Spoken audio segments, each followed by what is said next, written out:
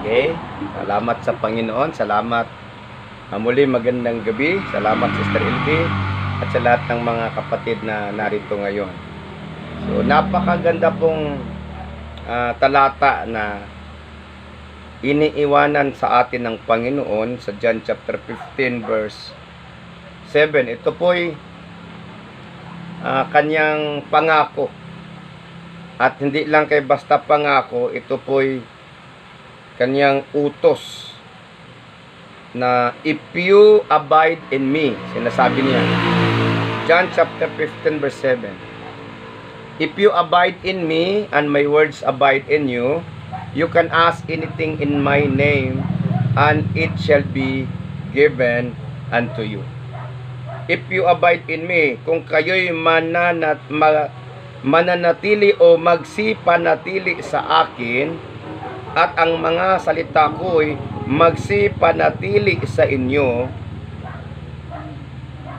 ay hingin ninyo ang anumang inyong ibigin at gagawin sa inyo. Ito po'y pangako at utos ng Panginoon.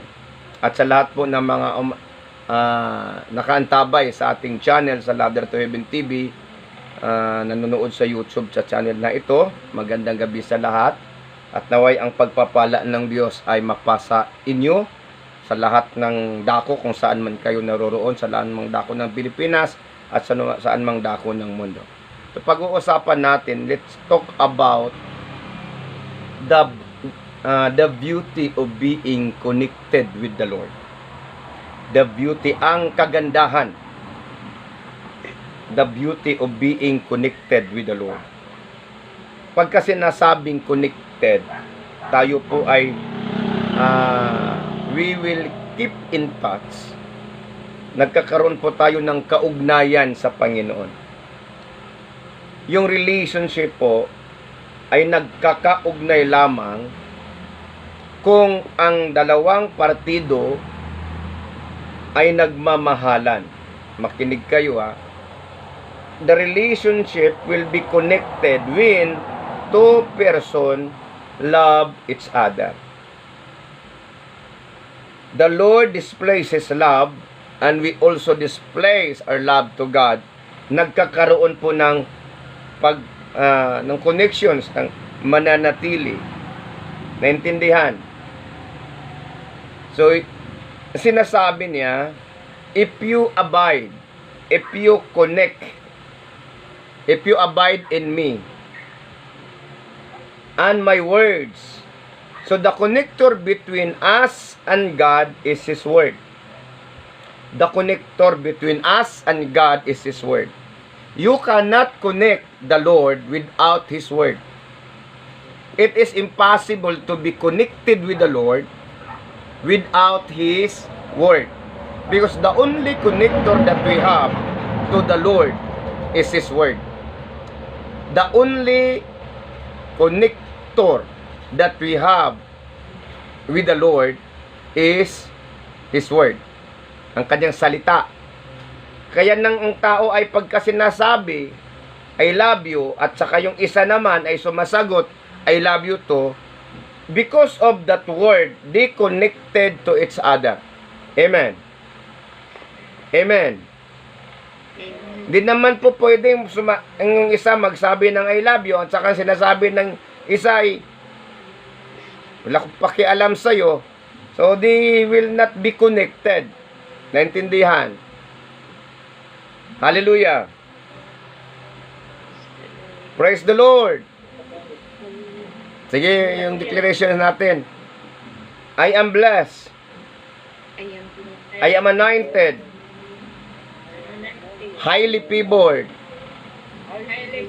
Healthy and strong. I will not die.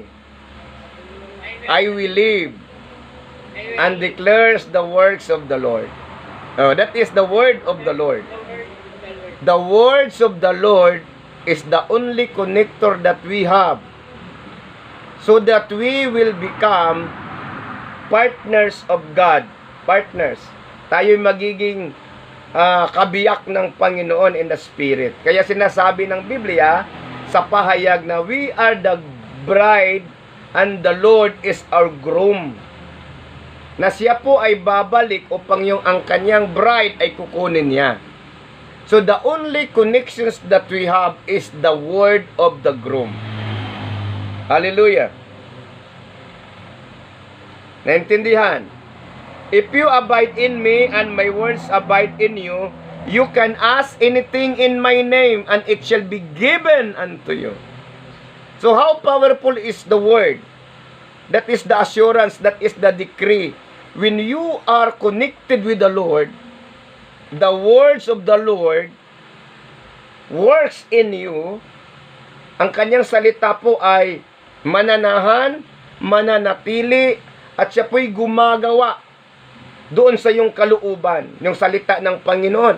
Kaya sinasabi niya na sa verse 3, sinasabi na sa John chapter 15 verse 3, kayo'y nalinis sa pamamagitan ng salita na aking sinasalita sa inyo. You are cleansed by the words that I have spoken unto you. And His word will become a fountain of life to those who believe, to those who obey, to those who trust Him, to those who have relationship with Him.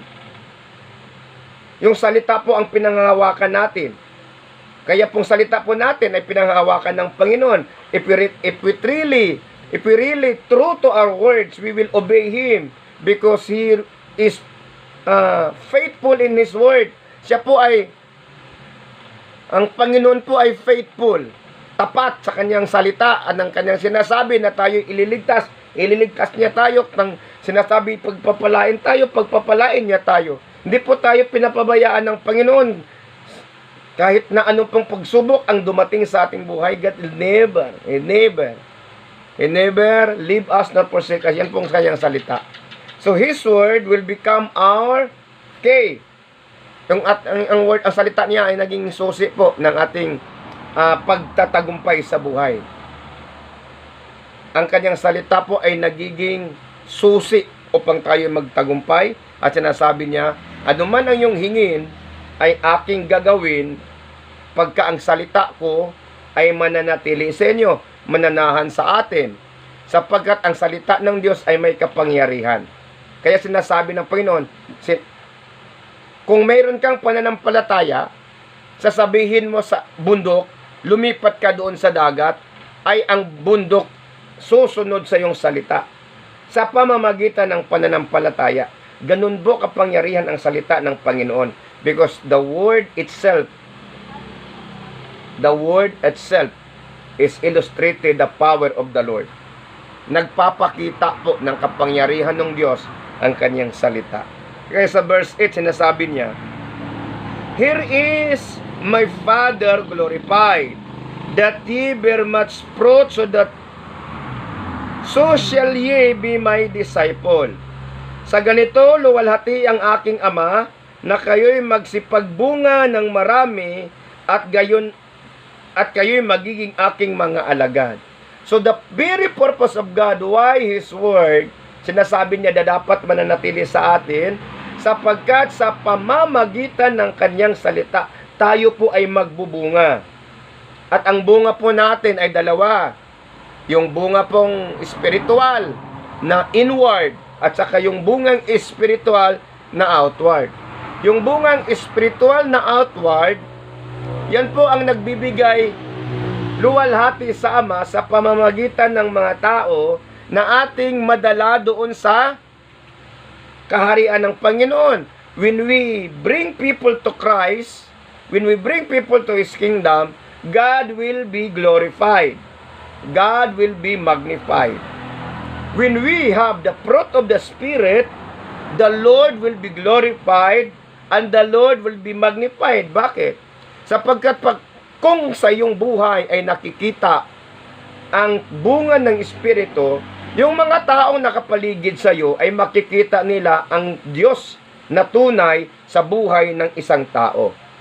Makikita sa tao na nakapaligid sa iyo yung kagandahang loob ng isang tunay na nanampalataya sa Panginoon. Amen.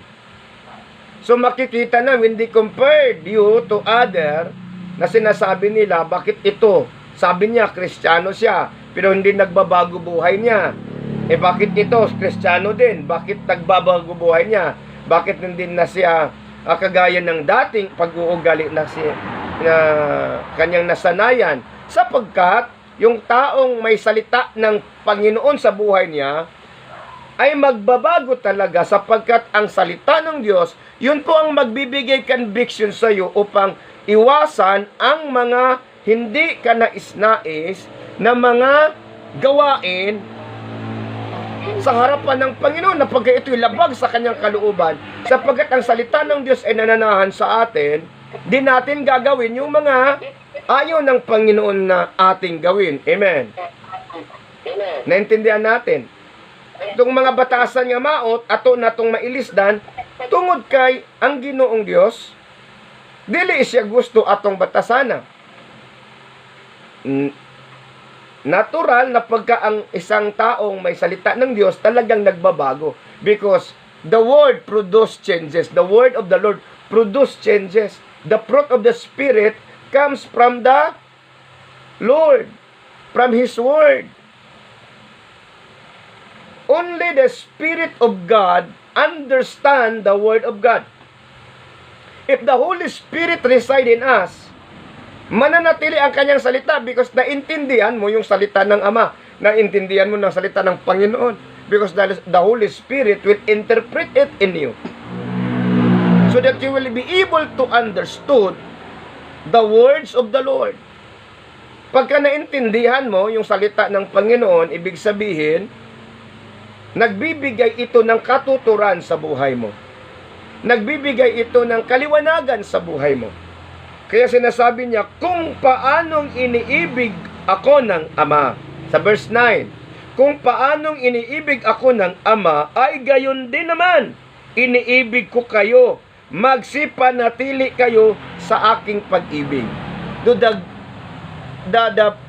bond that we have is His Word. The only connector that we have is His Word. And it will be glowed. Ito'y didikit sa atin sa pamamagitan ng kanyang pag-ibig. The love of God glowed us to His Word. Didikit ang salita ng Panginoon sa atin pagka po tayo ay umiibig sa Kanya. Kaya yung taong mga in love, di ba? Yung mga salitang binibitawan ng kanyang minamahal ay kaniyang pinanghahawakan. Amen. Ikaw, tanungin ko si Tata Madrona. Yung na-in love ka, anong salita pinanghahawakan mo sa iyong minamahal? Yung love. Ha? Salita nga love. Sige, yun lang. Ito. Si Roslyn, anong pinanghahawakan mo na salita ni Jeffrey? Si Pastora Tata, tanungin natin, anong pinanghahawakan mo? Ha? Ikaw, Emily, anong pinanghahawakan mo? Diba, lahat tayo may pinanghahawakan. Kasi yung minamahal ay nangangako, at yung minamahal din naman na isang parte ay sumisingil ng pangako. Kasi yun ang pinanghahawakan niya. Amen. At minsan, ito ha, at minsan o kadalasan, sa tao po ay nakakalimot sa kanyang mga sinasabi. Yung isang parte naman ay tinatandaan pilit yung sinasabi. Kaya sinisingil mo ng pagdating ng panahon, sinasabi, yung sabi mo, ganito, ganito, ganito, bakit ka nagbago, ganito, ganito, ganito. Minsan, nagiging ganyan din tayo sa Panginoon. Nung marami pa tayong problema at pinagdadaanan sa buhay, kung ano-anong pinapangako natin sa Panginoon, na siya paglingkuran ng taos puso, nang siya sambahin, kung ano-anong pangako, na sangkatirbang pangako. Pero nang pagka nakaraos ka sa mga pagsubok sa buhay, Isa-isang nakalimutan yung mga pangako. At ang Panginoon po ay hindi nakakalimot. Isa-isa din tayong sisingilin sa bawat pangakong ating binibitawan. Amen. Hallelujah. Kaya yung Panginoon po ay may pangako sa atin. And siya, if you abide in me, and my words abide in you, you can ask anything. Kayo dyan sa YouTube, ito sasabihin ko sa inyo. Pagka ang Panginoon ay nagsasabi at nangangako, kanyang tutuparin. Because God will never lie. Hindi po ang Panginoon ay nagsisinungaling. Mahal ka ng Panginoon. Minsan sa buhay mo, naisipan mo nang tapusin ang buhay mo sa katerbang problemang hinaharap mo. Ito sasabihin ko sa inyo. Mahal ka ng Panginoon, wag mong sayangin ang buhay mo. At ang Panginoon ay tumawag sa iyo at sinasabi, "Come to me, all of you who are tired and carry heavily laden, for I will give you rest." His love will give us rest. His love will give us peace. His word will give us assurance na mahal po tayo ng Panginoon. Wag po sayangan ang buhay mo, wag mo sayangin ang buhay mo at ang buhay ng pamilya mo. Maniwala po kayo sa Panginoon, sundin niyo po siya. Ano man ang kayong hinaharap ngayon, ang salita po ng Diyos ang tutulong sa iyo. Sinasabi niya, ano man ang iyong hiling ay, ano man ang iyong ibigin ay tutuparin sa inyo. Ano man ang iyong nais ay iyong matatamo. Kung ang Panginoon po ay nananatili sa atin at ang kanyang salita ay nananahan sa atin, sapagkat yan po ang patunay na iniibig natin ang Panginoon. When you hold the words of your loved ones, bisan pag unsaon siya daot, di jud ka mutuo. Maglagot na lang ka. Yan. Sa sigig pang daot. Ngano man. Sapagkat nakilala mo yung minamahal mo. Kilalang kilala tayo ng Panginoon. Alam din niya na minsan nangangako tayo. Meron tayong hindi tinutupad na pangako. Subalit ang kanya pong pagmamahal ay dakila. Sapagkat sinasabi niya sa kanyang salita at hindi po niya kayang bitiwan ang kanyang salita. Hindi niya kayang hindi tuparin ang kanyang salita. Kaya hanggang ngayon buhay pa tayo. Kahit maraming bisis tayong nagkakasala sa kanya, nagkakamali sa kanya. Ilang bisis tayong nagsisinungaling sa kanya. Ilang bisis tayong lumalayo sa kanya. Subalit ang Panginoon po ay nananatiling tapat. Amen? Kaya ang katapatan niya tunay at dakila. Ang pag-ibig niya ay wagas. Sana naman po ang ating pag-ibig sa Panginoon ay wagas. Sana naman po ang ating pag-ibig sa Panginoon ay tunay. At magiging tunay lamang ang ating pag-ibig sa Kanya kung ang Kanyang salita ay ating pinanghahawakan at ang Kanyang salita ay nanatili sa atin. Sapagkat, ulitin ko, yan po ang patunay na iniibig natin ang Panginoon pagka ang Kanyang salita ay nandyan sa atin. Pinanghahawakan natin. That is trust. It is impossible to trust anyone whom you do not love. Amen. Napaka-imposible pong magtiwala sa tao na hindi mo kilala at hindi mo mahal. Imposible po. Kaya yung may mga taong ipinagkatiwala ang kanilang sarili sa isang taong minamahal nila. Ibinigay ang kanilang sarili sa taong minamahal nila. Kaya ibinigay po ng Panginoon ang kanyang sarili sa atin sapagkat mahal po tayo ng Panginoon. Siya po ay nagpapako, siya po ay nagdurusa na wala naman po siyang kasalanan, tayong nagkasala. Siya hindi nagkasala, subalit ang lahat po ng parusa, ang lahat po ng kapighatian, lahat po ng pahirap ay kaniyang tinanggap. Bakit? Dahil mahal niya tayo. Ayaw niya tayong mapunta sa dagat-dagatang apoy. Ayaw niya tayong mahiwalay sa Kanya. Kung titingnan po natin, nagiging martir ang Panginoon sapagkat minsan, yung pag-ibig natin sa Kanya nawawala, subalit ang pag-ibig niya ay nananatili sa atin. Nananatili tayong minamahal ng Diyos sa kabila ng ating mga loopholes, up and downs, unfaithfulness. Nananatili po ang Panginoon. Ang Kanyang pag-ibig, ang Kanyang salita ay Kanyang pinanghahawakan sapagkat sinasabi ng Panginoon, ang pagkasinasabi ko ay aking gagawin. Kaya sinasabi niya, pagpapalain niya yung mga taong ang Kanyang salita ay kanilang pinanghahawakan. At ang kanuman ang kanilang nais, kaya sinasabi sa awit 37 verse 4, delight yourself unto the Lord. How the Lord's delight to us? By keeping His word. How the Lord delight to us? By obeying His word. How the Lord delighted to us? By applying the words that we receive from Him. I-apply po natin ang ating mga napakinggan, ang ating natutunan. I-apply po natin sa bawat araw-araw, sa pang-araw-araw nating pamumuhay. And day by day. So, kaya po kagandahan when we are connected to God. When we have problems, God will take over. God will help. God will rescue us. Because of His word. Sapagkat yung salita niya po, ayan po ang nagiging buhay natin. At ang pananampalataya natin ay nabubuhay sa Kanyang salita.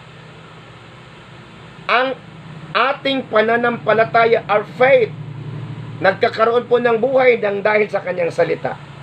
Faith comes by hearing the words, and the message comes from Christ.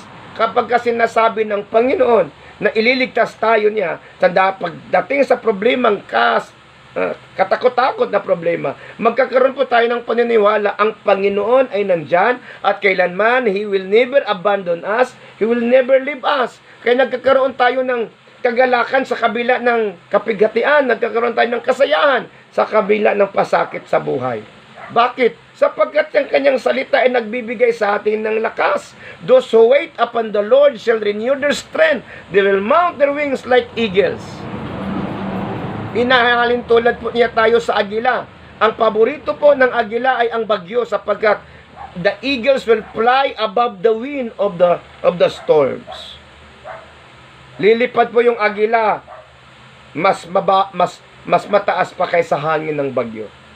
Kaya may isang awit, when the oceans rise and thunders roar, I will soar with you above the storm.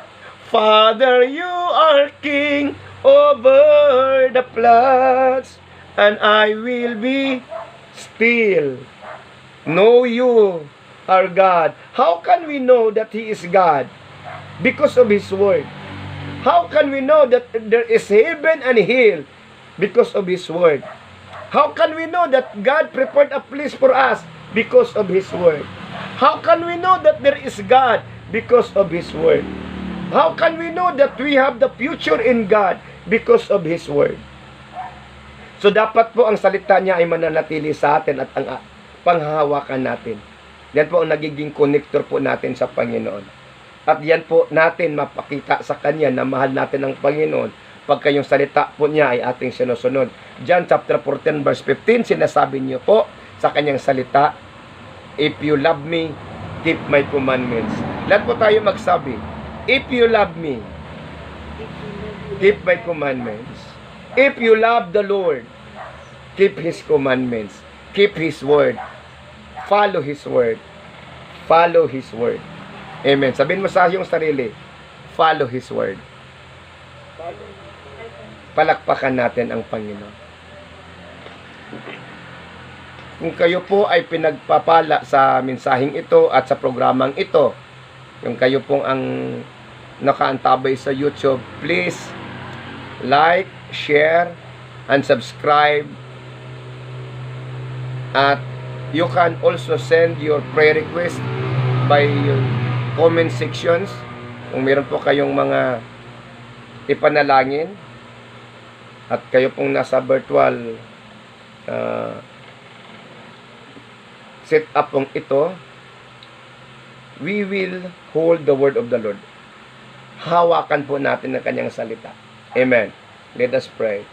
Father God, I declare and I decree that we will always be connected to you by your words. Sapagkat sinasabi mo, Panginoon, na kami po ay magiging mananatili, magiging tunay, magiging totoong lingkod, at magiging totoong nagmamahal sa iyo sa pamamagitan ng iyong salita na ito po'y mananatili sa amin. Tulungan niyo po ng iyong salita, Panginoon, tulungan niyo po kami ng iyong salita ay magiging kabahagi ng aming buhay sa pang-araw-araw naming pamumuhay.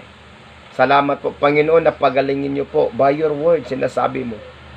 Salita mo ang nagsasabi, Panginoon, by your wounds we are healed, and by your stripe we are delivered. I declare and I decree, O God, that every one of us will be delivered from any kinds of infirmities, from any kinds of sickness and disease. I rebuke the spirit of cancers that oppress. Kung meron man pong nanunood, nakikinig na may cancer, I rebuke the spirit of cancer, rheumatoid arthritis, congenital heart disease. Ikaw po yung nanonood ngayon na may karamdaman sa buhay. Huwag kayong matakot, huwag ka pong mag-alala. Kakikita po ng Panginoon ang iyong situations. And I declared, as you declared it, sabihin mo, I will not die, I will live and declares the works of the Lord. Father, we thank you for touching those people who have been sickness and disease. Lahat po, Panginoon, na may utang, I declared it, O God, cancel all their utang, Panginoon. I declared and I decree it. I dismantle the spirit of crisis upon, O God, your people who's watching online in the name of Jesus Christ and all the members of the ladder to heaven. I rebuke the spirit of crisis. I rebuke the spirit of crisis in the name of the Lord Jesus Christ of Nazareth. Cover the blood of Jesus. Oh, you will be covered by the blood of Jesus. Lord, it's sanabi mo, Panginoon, speak and it shall be manifested. And I proclaim, O God, I decree it, O God, lahat po ng mga kapatiran, Panginoong Diyos, sa ladder to heaven, they will be blessed, they will be healed, and they will experience, Lord God, hallelujah, Rada Sakaraba Shedereya Sikarabahande. They will experience, O God, the anointing of blessing, the anointing of holiness and righteousness. Let your righteousness will reign to every heart, to every family. Allow the ladder to heaven will be established, O God, upon their household. And let your angels ascending, descending, O God, in Jesus' name. And you're watching, O God, in YouTube, in every household. Lord, your ladder, O God, the ladder that Jacob sent, Lord God, will also be established upon their household. And let your angels ascending, descending upon every household who are watching us, who are subscribed us, O God, in Jesus' name. And I proclaim the anointing that break the yoke of the devils, that break the yoke of sickness and disease, that break the yoke of oppressions, in Jesus' name.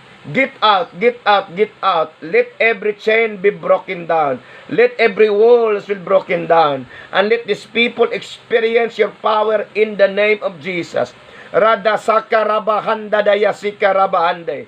Whatever challenges, O God, na kanilang hinaharap, they will overcome it by the blood of Jesus Christ and by the power of your words, O God. The power of your words manifested upon their lives and upon every mouth, Lord God, sinasabi mo. Those who confess will receive it. Those who believe will experience it, O God. And I proclaim your power will cleanse us. Your name will cleanse us, O God. Your blood will cleanse us, and your word will cleanse us. There is healing in your name, and there is power in your words. I declared it, O God. It will be manifested once again. In the name of Jesus Christ, I pray. Amen and amen. God bless everyone and keep watching and subscribe so that you will be updated to the videos po.